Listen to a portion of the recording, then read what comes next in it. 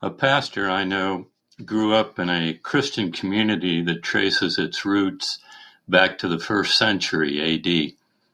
According to history, or legend, depending on whom you ask, the Apostle Thomas sailed to South India in AD 52, intending to preach to the Jewish colonies near Cochin.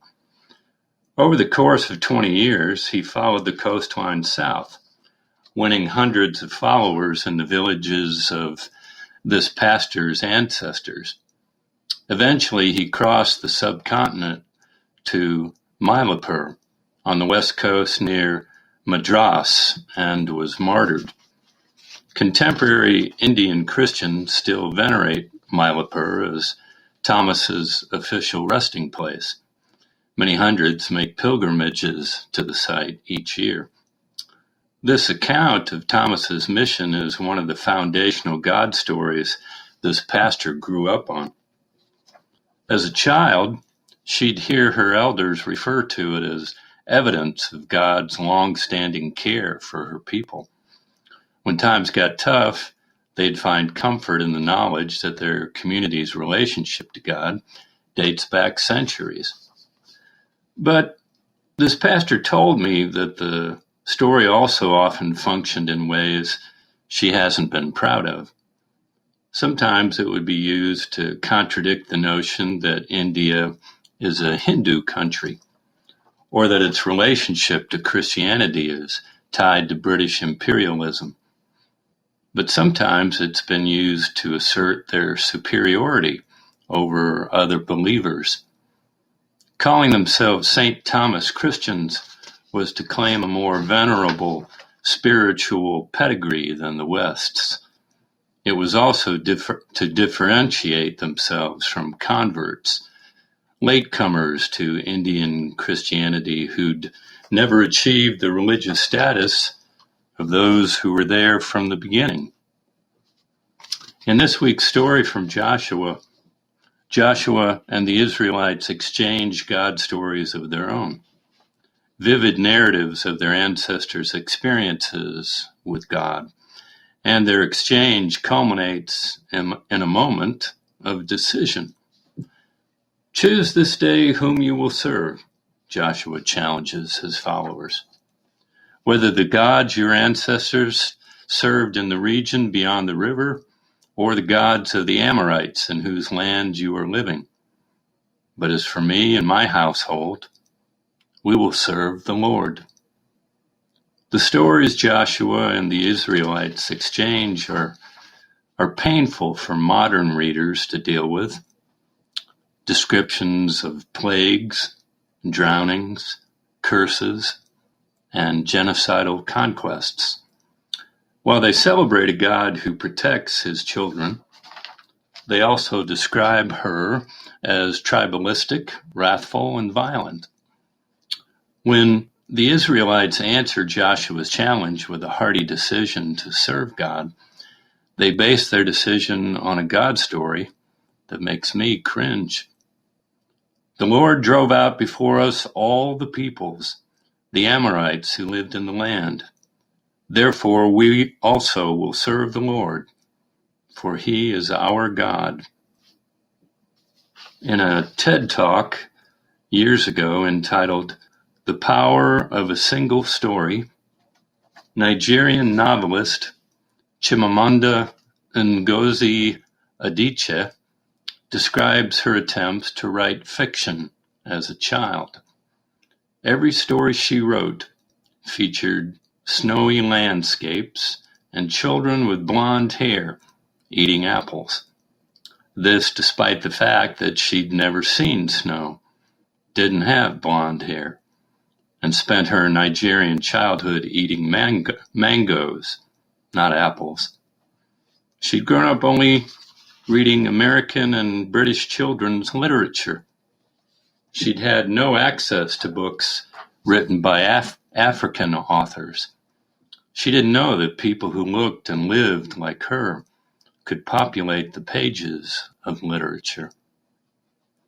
When she came to the United States, she confronted the same problem, this time in reverse.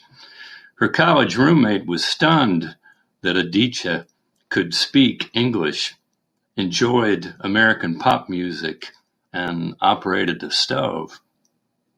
The roommate had inherited a single story of Africa, a story of AIDS, famine, and ethnic cleansing.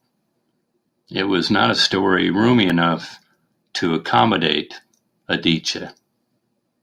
The danger of the single story, Aditya says, is that it robs people of dignity.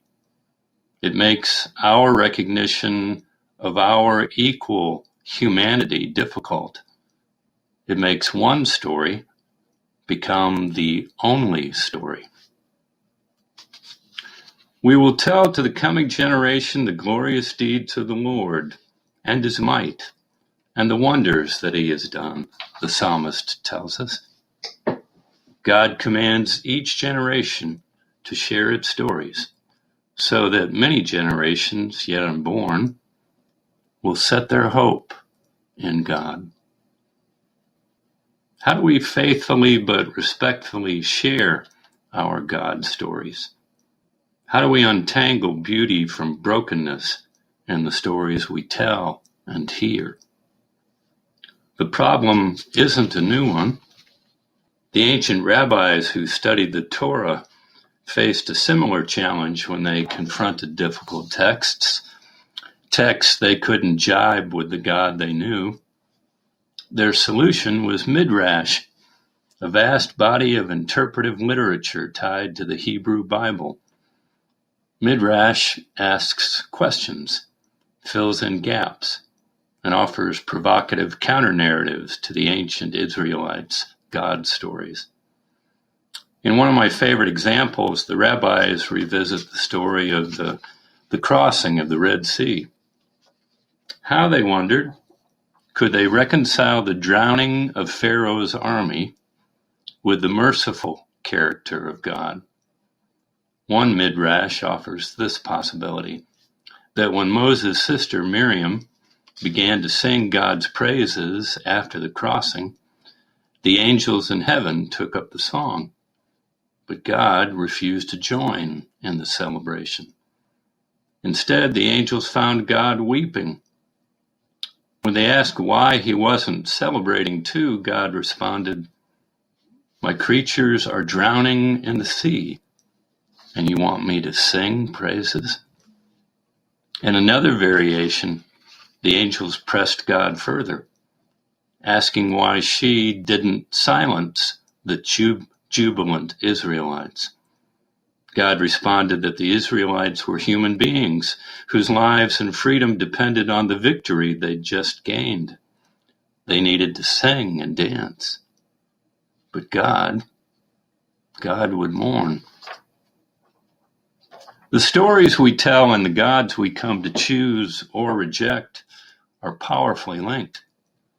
When the Israelites ceased to be landless nomads and became a people of power, they had to choose between a God who'd turn a blind eye to their violence and tribalism, or a God who'd call them to account when they oppressed the stranger, ignored the widow, mistreated the orphan. Walter Brueggemann writes, "What is before us in our society, as it was before Joshua and his companions, is a life or death decision about God and neighbor. The God decision is a recognition that we are not autonomous to do whatever we may want to do. The God of covenant is no therapeutic pushover who benignly accepts selfish anti-neighborliness and the cheapening of the human fabric." He goes on to write, "The neighbor decision is an awareness that the ones unlike us merit, because they are present, inclusion. They merit inclusion in the goodies of the community." Stories matter. Or as Aditya puts it, many stories matter. Why? Because while God is in each our stories, God can never be contained by them. The God who sings on one side of the Red Sea mourns on the other. The faith that came to my friend's ancestors, the pastor, the faith that came to her ancestors through the Apostle Thomas is only one thread in India's vast religious tapestry. The God some Christians find in the quiet elegance of liturgy and the peaceful silence of prayer, others find in the exuberance of praise songs and tambourines. To hold our stories reverently but lightly, to let them exist in full and creative tension with each other, is what we are called to choose as Christ's followers. Choose this day whom you will serve. There's a science fiction show called The 100 on the CW network. It depicts the future of humanity after an apocalyptic nuclear war. Over the course of the series, the world ends more than once, and the plot evolves to include entirely different groups of humans who have each survived the catastrophic ordeals that befall them in different ways, whether it's on a spaceship, deep underground, or on another planet. Over and over, the various groups struggle and face unbelievable hardship. Over and over, the show raises these questions. What are we willing to do to survive? Who are our people? What does our past say about who we are? What world and legacy will we leave for our children? Both Joshua 24 and Psalm 78 depict a people remembering their past and contending with its impact on their future. Joshua reminds the Israelites of their history, that long ago their people worshipped other gods until God made a covenant with Abraham. Like the people in the 100, the Israelites have been through many struggles, years in slavery, then years spent wandering in the desert. They have survived famine and war. And God, Joshua reminds them, has led them faithfully through it all. In reminding the people of their history, Joshua also poses a question. Will they remember where they've come from, who their people are, the story they've inherited, and remain faithful to God in return? Or will they grow complacent, distance themselves from their history, and wander away again to other gods? The people are adamant that they will remain committed to God. Why would we abandon the one who has protected us and liberated us, they ask. When Joshua stresses that Yahweh, God, will not abide any unfaithfulness, the people proclaim, we will be witnesses. We will tell the story. We will be a part of the story that's told forever after, of God and God's people. On this promise, Joshua leads them in renewing the covenant. The psalmist writes of the importance of not just remembering the stories, but passing them on to future generations. The psalmist also emphasizes that the people can't remember and pass down a rose-colored version of history. They must remember and tell the full truth, including the hard, the ugly, and the scary. And only in so doing will God's power and faithfulness be fully captured for future generations to know and believe. We will not hide them from our children, the psalmist says. We are a future generation that has received the stories of the ancestors of our own faith, as well as the stories of the Israelites, about their struggles and ordeals, and about God's faithfulness. And as with the many generations before us, we now face our own season of struggle, upheaval, and uncertainty. A global pandemic has upended the world, leveled economies, thrown both present and future into chaos. Now we're confronted with the same question that once confronted the Israelites. Will we trust in the histories we've inherited and place our faith in God, or will we wander away? When many of the things we came to rely on for comfort, stability, and truth have been tossed into turmoil, we can doubt, waver, despair. Or we can bear witness to the truth of a God who has seen countless generations before us through all manner of hardship that we can scarcely imagine. We can find comfort in the promise that God will see us through as well, if we remain committed to communal care, love, and trust. How we choose to answer the question that confronts us doesn't only impact us. How we choose to understand and tell the story of this moment will impact the world that our children and future generations inherit from us. Sandy Villarreal of Sojourners magazine wrote an article called Raising the Coronavirus Generation. In it, the mother of three, who is managing their schooling at home while working, wonders alongside other parents how this crisis will affect the youngest living generation. Villarreal writes, "The most common fear shared by parents I've spoken to is that our kids won't be okay. That in trying to find the balance between truthfulness and parental protectionism, we'll lean too heavily to one side, that the wrong decisions will leave lasting marks that follow them into adulthood." One thing, she writes, is clear. Like the crises of previous generations, this one will impact how its own generation of children comes to understand the world, themselves, and their faith. Post-apocalyptic shows like The 100 feel eerily relevant these days in ways they didn't when that show first aired.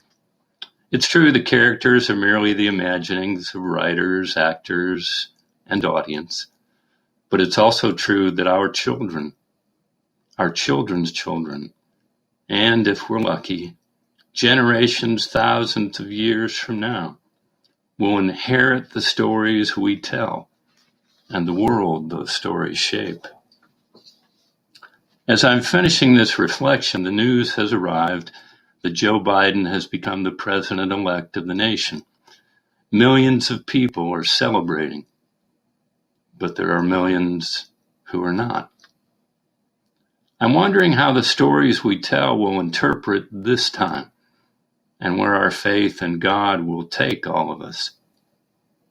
We know ours is a story of struggle. At times it has been one of destruction and despair, but it has also been one of faith, hope, and love. Where will our next steps take us? How will we practice our faith? How or will we continue to be Christ's disciples who are invited to make sacrifices so that others may be graced by the love and justice of God? All people graced by the love and justice of God. What are the stories we'll tell and others will tell long after we are gone? I've been thinking about wisdom during the clamor going on these days. We usually think of wisdom as the worldly wisdom people have been living by since humans started walking the earth. Wisdom can lead on occasion to ruthlessness and indifference, but it's by no means incompatible with niceness. A person can be basically interested in nothing so much as feathering their own nest and still give generously to the local cancer fund, be on the board of education, run for town office, and have a soft spot in their heart for children and animals. It's in contrast to all of this that what Paul calls the foolishness of God looks so foolish.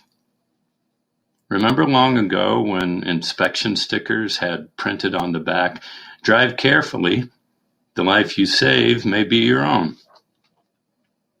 What God says is, the life you save is the life you lose. The life you clutch, hoard, guard, and play safe with is worth little to anybody, including ourselves.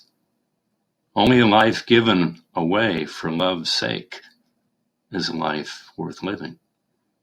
To bring this point home, God shows us a human being who gave his life away to the extent of dying a national disgrace without a penny in the bank or a friend to his name. In terms of wisdom, he was a perfect fool. And anybody who thinks they follow him without making something like the same kind of a fool of themselves is laboring not under a cross, but a delusion. There are two kinds of fools in the world: damned fools, and what Paul calls fools for Christ's sake. People who will sacrifice anything for the love and grace of God to be given to others, to all.